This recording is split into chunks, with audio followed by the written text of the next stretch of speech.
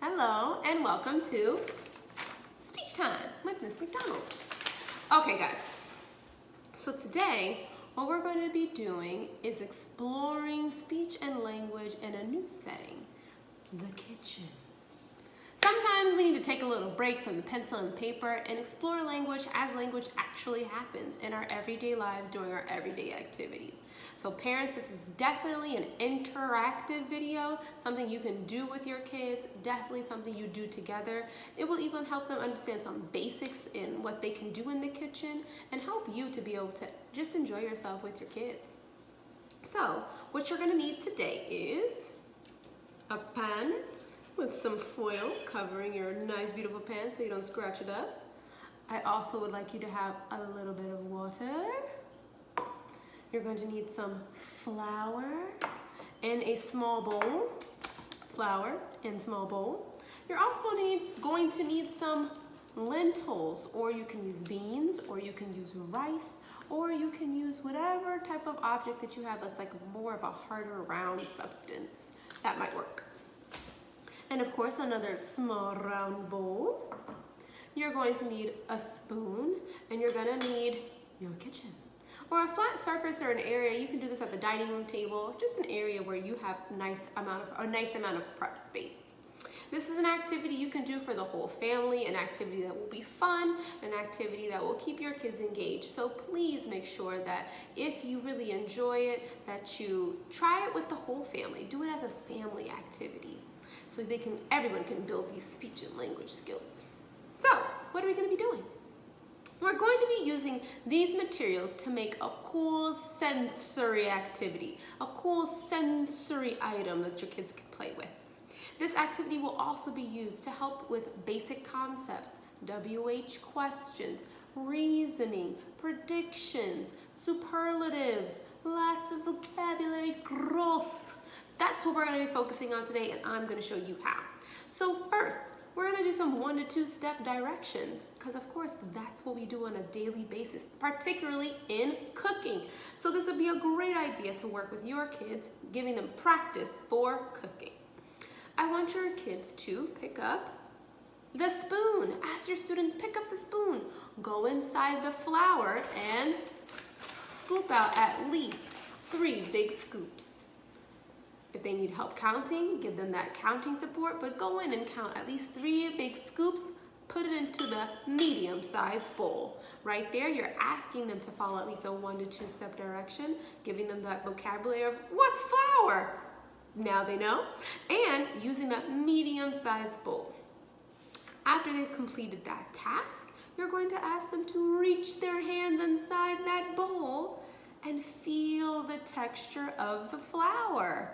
What does flour feel like? There goes your first WH question. What does flour feel like? Describe it to your student. Does the flour feel hard? Is it soft? Is it wet? Is it dry? There are some opposites in there for you. You can teach them that lesson as well. I want you to have them pick up the flour and sprinkle it onto your pan. Sprinkle, sprinkle, sprinkle. There's a verb in there for you. Pick up the flour and sprinkle it onto the pan. You're going to want to sprinkle the flour onto the pan until your foil is completely covered. Until your foil is completely covered. If you run out of flour, you know what you need to do. Get that spoon, scoop it in there, and add some more to your medium-sized bowl. This is when you can talk to your child about flour feels soft and grainy. Look as it falls. What does it look like as it falls and hits the foil? What does it sound like? What color is it? Plenty of WH questions to go around as we put the flour onto the foil. If you have multiple children in the house, younger or older, this is a great opportunity for turn taking. It's your turn, now it's my turn, now it's your turn, now it's my turn, as we add the flour onto our pan. Next, let me just put all the rest of it on there. Yeah. Next, We're gonna need to add a few teaspoons of water, and we're gonna sprinkle it around our pan. So here's our water, and this is a great time to actually have your kids put their hands in that water and talk about what it feels like. I hope they say it feels wet, because that's what water is. Talk about the difference between the flour and the water. The flour is dry, the water is wet. Let's feel what will happen when we add water to the flour. This is a great time to ask your kids, what predictions do you have? Ask them to reason what they think will happen when you add something wet to something dry. What do they think will happen to the water? You can even have them write down their predictions. After they've written down their predictions and you've added the water, have them write down their observations. What happened to the water? Where did it go? What happened to the flour? What type of substance did it make? What did it feel like? What did it smell like? Did it sound any different? All of these things are observations your children can be writing, like a science experiment, because that's what cooking really is. A science experiment you get to eat at the end. All right, let's add a little bit of our water. A few teaspoons all around. We can practice the vocabulary word pour, pour, pour, pour, and pour. Now that we have a few dollops of water all around, it's time to get messy. You're going to have your child put their hands into the concoction and swirl and whirl it all around. Ask them what they're feeling. Ask them, what do they think happened to the water, just like we discussed before. It's really awesome when you can see your child wonder about what's going on with their textures, what's going on with these substances. So talk to them about it. If they're really enjoying it, talk to them about how much they like it. Like, this is enjoyable, this is fun. What's a synonym for fun and enjoyable? Yeah, put some language into it. And I want you to keep adding and adding and adding until you form your doughy substance. This is like the mad scientist cooking project here. Keep adding and adding and adding. And then we're going to think about this observation. What happened to the water? What happened to the dough? What happened to the flour? It made a dough. A doughy, soft, squishy type substance. Now I still see that I have some flour here, so we can make another prediction by saying, what do you think will happen if we add more water? What will happen if we add more water? Have your child write that question down and write down their predictions of what they think will happen if we just add more water. And then do the experiment. Here we go. We're adding more water.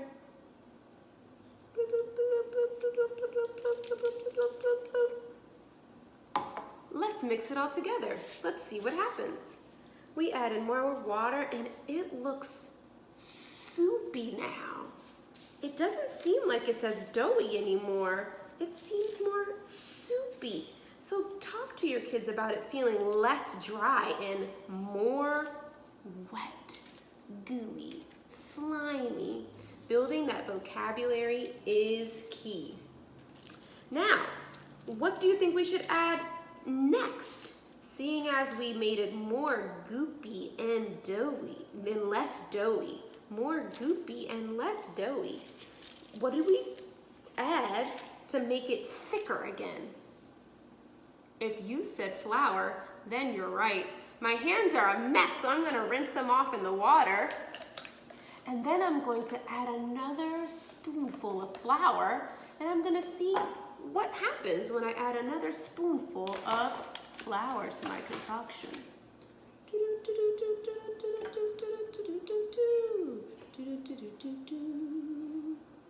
Here we go. Let's mix it up. Mix it, mix it, mix it up. Mix, mix it, mix it, mix it up. Mix it, mix it, mix it up. And just like that, my concoction has become a lot more doughy again. So I'm happy that I was able to show you how you can have some fun with our dough and our water. But wait, what are we going to use these lentils for? Have your child grab the spoon and add a few more spoonfuls of lentils into the concoction. Then I want them to describe what it feels like as we add this new hard, round substance.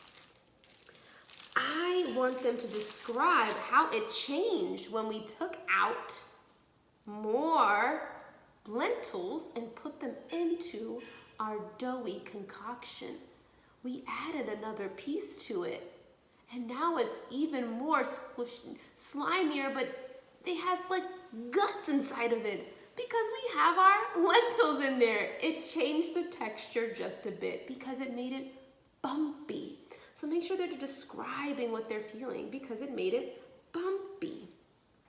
If we wanted to make our gooey, doughy flour substance even firmer, what would we need to add? That's a great question you can ask your young learner. Would we need to add more flour or would we need to add more water if we wanted to make it firmer? You guys try. Make the predictions and figure out what you can do to make the substances change. You're really looking at all the different ways you can build language and have fun with everyday items in your house without you going insane, parents, and without the kids being extremely bored while being inside. So add more flour, add more water, add more lentils. If you have food coloring, throw that in there. It'll be fun for everyone. So here are some other examples of balls that we've made. Ooh. And just add in whatever it is that you think will be fun for your kiddo to try. Some can be firm, some can be goopy.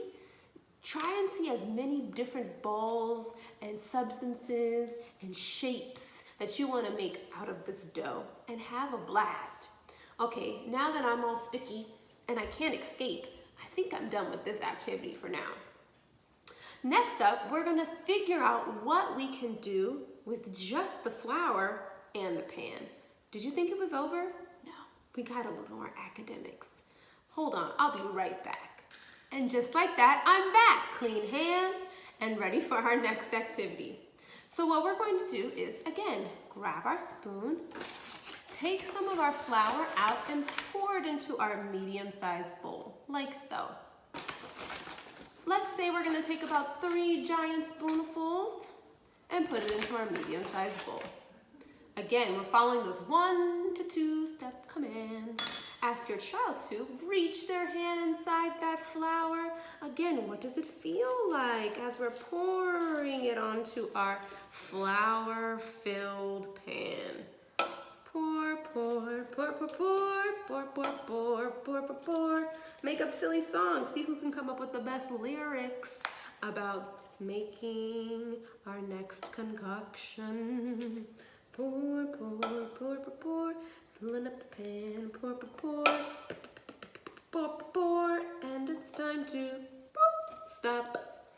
So, the idea is to cover up this pan nice and tight. What we're going to do is practice some basic concepts just by using flour, a pan, and some foil. No need to buy all these fancy things. Right now, when we're in the house, we're gonna use some flour, foil, and our fingers. Ready? This is a great time to practice numbers, letters, addition, subtraction, superlatives, all by just using this pan. Let me show you how. You could help your child by just saying, let's draw some shapes. This is my shape. What shape did I draw? See if your child can just name or label what shape that you drew. You could tell them, I want you to draw the same shape. What shapes did we draw? Hopefully they'll be able to say circles. What do the circles look like? Eyes. And then you can try again. You can ask your child, can you make a triangle? And see if they can imitate that same shape. If they can't and they're having some trouble, make sure that you're not telling them that it's not good or that they need to try harder. We want to use language like, uh-oh, let's try again. Let me help you. You can even draw part of the triangle and see if they can complete it. All right? So, of course, we can use shapes. Have your child try numbers. See if they can make the number 1. Ask them to make the number 1. And the number 2, and the number 3, and so on and so forth. You're practicing those numbers. See if they can write their numbers 1 through 3, 1 through 10 on the baking sheet. That's practice of their shapes, their numbers. And what about these letters? You can definitely ask your child, what letter did I make? And then you can say something like, what sound does this letter make? Hopefully they'll be able to say, that's an A. A makes the sound ah. I know something that starts with ah and apple. Great ways for you to practice with your child and have them have something sensory and fun to do as they're practicing their letters, their shapes, and their numbers. Now here's a basic concept that they should definitely be practicing as well. Give them some tricks. Circle the number 1 and let's say the letter A. Have your child touch a circle. Touch the letter L. Touch the number 1. Touch the letter A. Touch the number 0. See if they can find these different items just by labeling them. Say, can you find something that sounds like this? Ah. See if they can find it inside of your shapes and letters and numbers that you made. A fun way to practice these basic concepts. Here's another one. You know I'll have more for you. Here's another one. How about this?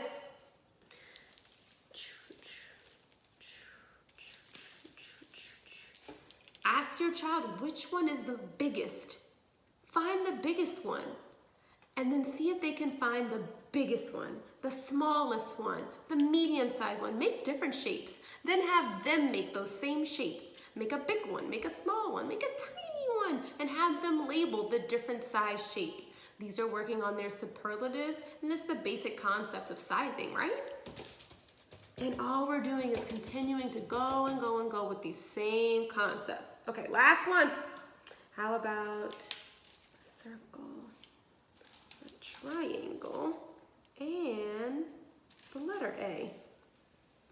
When looking at this, you can ask your child, which one does not belong? I see a circle, I see a triangle, and I see the letter A. One of these does not belong. Help your child identify which one doesn't go in the category. If you're practicing shapes, they are different from letters. All right? These are all ways we can use something simple, just flour and a pan, to practice some basic concepts, some letter recognition, sound recognition. And again, here's a really, really good one. I said this was last, but it looks like I just got more ideas coming and coming. We're gonna practice articulation. If your child is having some trouble with producing their sounds, this is a great way to practice with them. So we might say something like, I want you to say this word. Making sure that your child can say the word cat. If they're having trouble dropping the T at the end of their words, make sure you're going through each sound with them so they know we have to say k, at. Let's put it together, cat. You can also find my final consonant deletion video so that you can look at how we can practice putting those final consonants into our words. This is a great way to practice articulation though. We can also help them practice articulation by just using this as a tally board. You can say, okay, I want you to practice your sound. So you're going to show them the letter M and have them practice the sound. Every time they say that correct M sound, you're gonna add another M, add another M, add another M, and add another M. At the end, you're gonna count how many times they were able to practice their sound. Write that number down. And then you're gonna keep a tally of how many times they were able to correctly produce it so you can keep a track of their progress. These are all great activities you can do with multiple members of your family who have multiple goals that they might be working on, which you know will help them increase their language and speech. I hope this was helpful. I could keep going and going, but I don't want to make this video too long for you. And I hope this was something that you can continue to do that will generate moments and memories for you and your family. If you like this video, go ahead and give it a thumbs up and subscribe to my channel. And also check out some of my other videos. See different things you can do to support your child with speech and language. I look forward to seeing you guys next time. Enjoy your day. Enjoy your time. See you later.